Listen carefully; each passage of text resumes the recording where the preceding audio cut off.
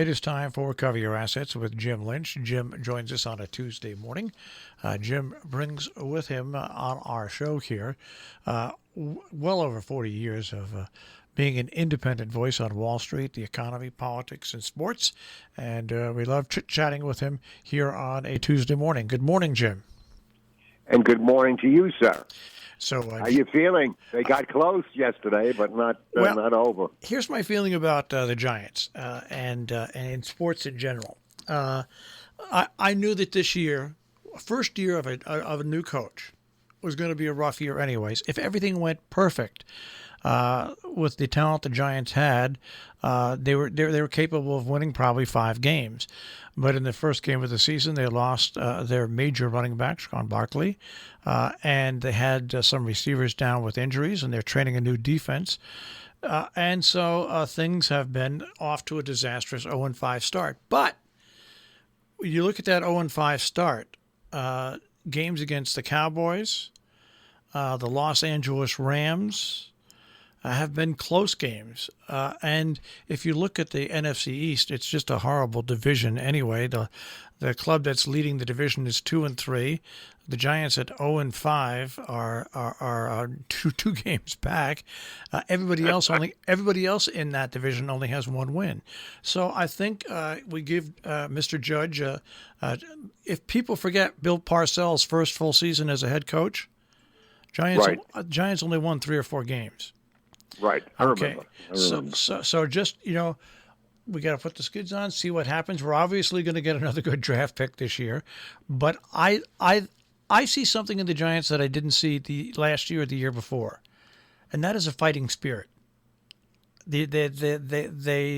They don't roll over and die. So I feel pretty good about that. But now, getting back to sports, Jim, this has just been a terrible year, especially a terrible month. We lose Tom Seaver, we lose Whitey Ford, we lose Bob Gibson, and now we lose Joe Morgan. I mean, these are all incredible players that really made baseball what it is today. Amen. Whitey Ford, wow. Used to taunt us Dodger fans on infinitum. And Seaver, I mean, incredible talent. Incredible talent. It's you see them go, and well, the great thing about these players, Whitey Ford hasn't pitched in 50, 60 years. Tom Seaver hasn't pitched in about 25, 30 years. Bob Gibson in about 35, 40 years. Joe Morgan hasn't played for about 25 years. And yet their visions remain as strong as they are today. That's one thing about athletes.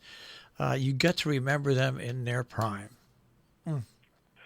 No question about it. And you remember them because of their overall, how can I say it, the virtues of a great human being. I'm not saying they built the Brooklyn Bridge or anything, but, to get out on a field every day, rain, shine, or whatever, and keep yourself in good enough shape to perform the best you can, that really is somewhat of a heroic feat, particularly when we realize as we get older that it's not the easiest thing in the world to do.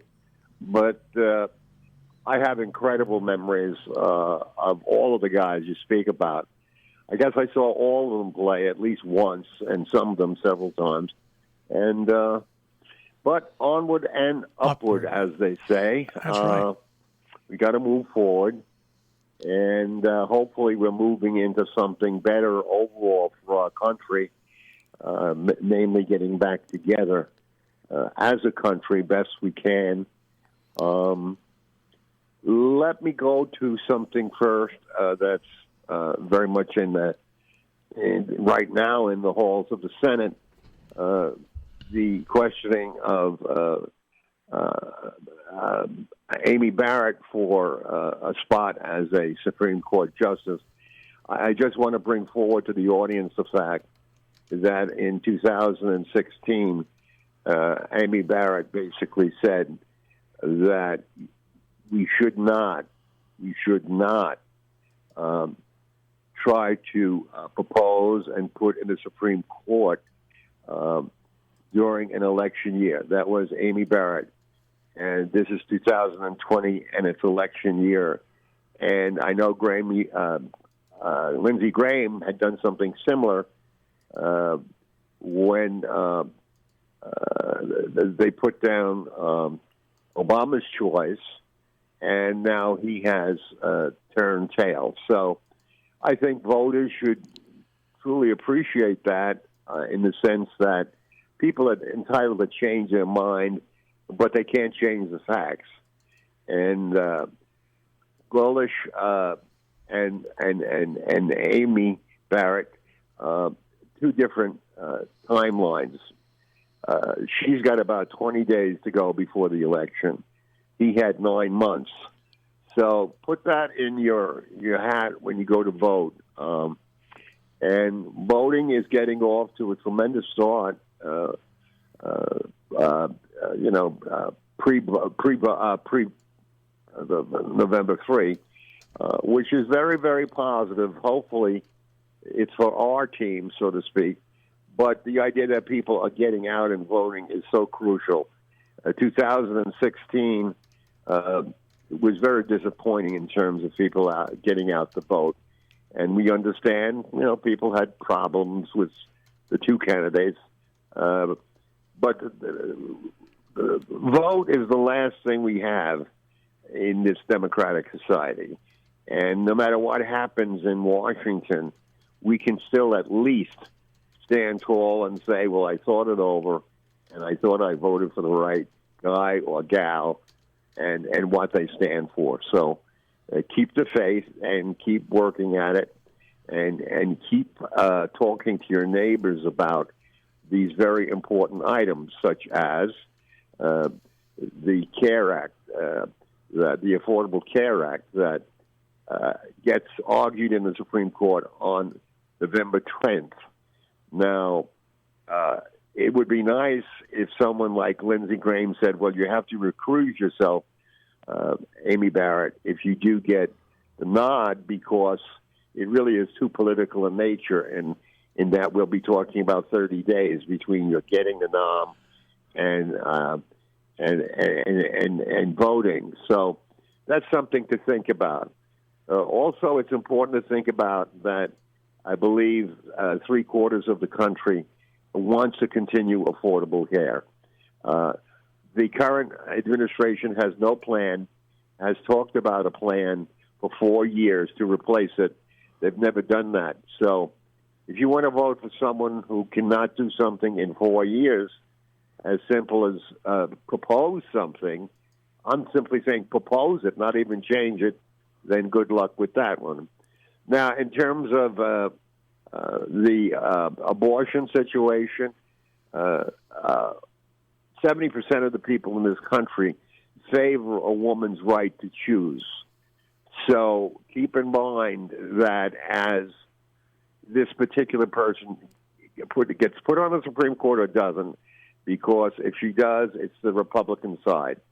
And you have a way to answer that on November 3rd. That's quite obvious. Anyhow, I've got to say something here, and when the Republicans did what they did with President Obama's pick, it was their choice. They had the right to do it. They were the party in power. I didn't agree with it. What I did disagree with was how the Republicans in the House and the Senate for years held up the naming of judges for Obama, and now, of course, when President Trump got in, he had all these vacancies where he could line them up and get them through, which he's done. And for all the people asking questions of Joe Biden and Kamala Harris, whether they're going to stuff the Supreme Court, well, guess what? Why answer it now? Let's see what happens with the election. And you know what? The selection process for judges has become so politicized over the past 15 to 20 years that it's never going to go back. It's not going to go back. It's so heavily politicized that you can bet you if the Democrats win the presidency and win the Senate, there's going to be an additional 2 or 3 Supreme Court seats added to the Supreme Court. And unfortunately, it's not an exactly great thing, but it's been so abused over the past 10 to 15 years We'll see what happens. I mean, we live in a totally different world now with appointees than we did 20, 25 years ago, Jim. We certainly do. And it's a product that money has become so much more dominant than it's ever been, in that judgeships at every level, where some people think some judgeships at various levels are not important, but they're all important. And money changes hands to get appointed to those things, because there's a power that if you're a judge for 10 years, not even including those who are judges for life, you can do a lot of things to benefit yourself materially. And so let's get the huskings off our eyes, so to speak, and wake up to the fact that we're living in a world that is now dominated by corporations, big money, those types of interests. Dwight Eisenhower, the great general who helped win the Second World War, warned when he became president. We're going back now, folks, 70 years. He warned about the corporate industrial complex being too important in our country. And he saw that from the lens of seeing how powerful these corporations were when it came to saying, okay, we'll produce X amount of tanks, we'll do this, we'll do that. There was no check on them. Inherently, they had a power that nobody else had. So he warned us of that, and unfortunately, it's come true. It's come true 150%. And I'm not talking about Google and Facebook and their possible monopoly. I'm talking about Boeing, who can give $1 million at the Trump inaugural. Just think about that. A major supplier to the U.S. government gives somebody $1 million, a politician, and God knows how much more they've given prior to that to other politicians. So we really need to get very, very real and less complacent, and I think we probably all have been, including the last 5 years. I think we've suddenly started thinking about it, but we're not doing it in a way that that really has been meaningful. I want to just reflect on one thing and love to hear Marshall's comments. The Republicans have been preaching this socialistic idea. That comes right out of the corporate industrial playbook. Let's knock socialism so we can grab all the goodies. Let's not give the average guy a break so we can get our tax break and we can get our contracts, which we get because we give X amount of politicians money.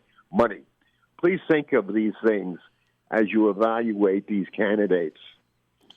Marshall? Yeah, it's funny when you talk about that. You know, when you look at evaluating the candidates and you look at evaluating the parties that go along with it. First things first, both parties are responsible for the state that we are in right now when it comes to nominees, because both parties have in the Senate. And you still there, Jim? Jim, you still there? Yeah, I thought we lost him. Both parties are the ones that are responsible. Let's see if I can get him back here. I don't know why we lost him, but there was a power surge somewhere. Let's see if we can get him back here. Oh, he's calling back on the other line. Good. All right. Yeah, Jim, I know we lost you there for a second. Yeah, I apologize. I switched ears. All right. And the right ear didn't want to go. It wanted to stay on the left ear. Go ahead. That's okay. I've been hung up before. But what I'm saying, both Republicans. Now that was not a hung up. I know. That was a mistake. Both parties are responsible for where we are now because the Congress in both parties and the Senate have slowly tried to eke away and the presidency, as the presidency has tried to eke away power and has successfully bypassed Congress and the Senate for both parties for many years now, going back 20 years. And now both parties in the House are so tight with their own parties. There's no negotiating. But what's when you look at your vote this year, there's some things that people have to understand. You look at our unemployment figures, as dire as they are right now, and they're given by the government, and of course, but our unemployment figures only show the number of people who are unemployed from jobs they held. Okay, from jobs they held, and when they're unemployed, those jobs are still open. But unemployment figures do not include people who can't get a job, whether it's because of education, whether it's because of their color, whether it's because whether they're gay or straight, whether it's because they're black, white, purple, or Islam or Jewish. If you included the number of people that want to work that can't get a job, our unemployment figures are downright scary. They're scarier than what you have right now. So we're not informed best. And when you have a presidential race that is during a pandemic, okay, and you have two political parties that are so at odds with one another, add to that, you have the Republican Party trying to protect their future by ramming through very quickly a Supreme Court nomination. And I'm not going to necessarily, I don't like it. I think it's wrong, but I understand that it is politics in the way we live now. So you have to look when you're going to vote for president of the United States, no matter who it is you're going to vote for. Take a look at the long-term effects of what we're living through right now and everything that's associated with the pandemic, the economy, unemployment, you name it. And then you look at what's going on in the world, and you look at China now as finally increasing their economy because they're coming out of their pandemic. And when you vote for president, you have to get past the idiocy that seems to reign supreme, where people are just totally locked in on one issue. It used to be a deadly thing if you were a one-issue candidate. Now you can be a one-issue candidate on three issues. You can be a one-issue brain. I wanted to just go back to something that I was listening to both of you, and I had to hobble in here quickly to just throw this out. Whatever, first and foremost, and I know Marshall shares this position, whoever you vote for, just vote. It's like we just vote. Exercise that right. It's really important. I lost my mind. I think it was in the last few days. Again, mostly because of the candidate that through the help, yay for the internet, yay for money. He raised $57 million. Now, in my view, that $57 million at this time, which is going to go, I guess, to ad buying. I had a friend many, many years ago, and he liked to grow potatoes. And he basically said, you have to understand that these are, gold-plated potatoes. They're $60 a potato, for his crop. And I don't know what they're going to end up spending on a vote, but just stop for 1 second. $57 million bloody dollars in a week, in a pandemic, when a lot of people are hurting. That's all I wanted to say. I'd like to add to that, and I don't know that my figure is correct because I read it in the article about the $57 million, and it was stated that the average contribution was $35. So if that is accurate, I think what we're seeing is an incredible outpouring from people, not only in the state, but out of the state. Oh, it's out of the state, certainly. Yeah, and Marshall's okay with that, and I'm not. Well, wait a second. If it's truly $35 and it's coming from out of the state as well, it's a call, in my humble opinion, for social justice. I think it's a way for people to say, we're tired of Lindsey Graham and his toting up to the president and whatever else he's been doing, which has not been in his state, but rather hobnobbing in D.C. all these years. Jim. So, go ahead, Mercer. I want to respond to Jill and say that what Jill is saying would be correct, except for one thing. With the passage of that bill many years ago that allowed... Were you Citizens United? Yeah. That allowed corporations to be as individuals. The only way you can combat that dark money, the only way you can combat I don't disagree. is by being a candidate and say, listen, and so you have to raise that money from a million people at $35 a piece, because that's the only way you can combat the dark money. Right. And what I want to say, just randomly, is I get that completely. And I'm struck that model works there. And yet, we are trying to do something here, and you can't, could we, it would be really nice if we were able to raise a fraction of that, just for the good. Absolutely. But unfortunately, this is another thing for the election. What made Citizens United so bad is that it opened up the taps for things like this to happen. Right. And you know what? Both parties are gonna rue the day that happened, unless Citizens United is struck down, because it's basically changed the way people are elected, and it's changed the way people are elected from your local state senator or state representative right up to the presidency. It's a money game, and unfortunately, Jim, we only have about a minute left. I'll leave you the last minute. Well, we must remind our audience that we spoke very strongly against that particular piece of legislation, and we forecasted exactly what's happening now, not by the dollar or anything, but it would create an undue influence by money. So, we don't speak on this show in a flippant way. We speak for the common good, which is each and every person who listens who happens to be an American citizen or an immigrant or a voter.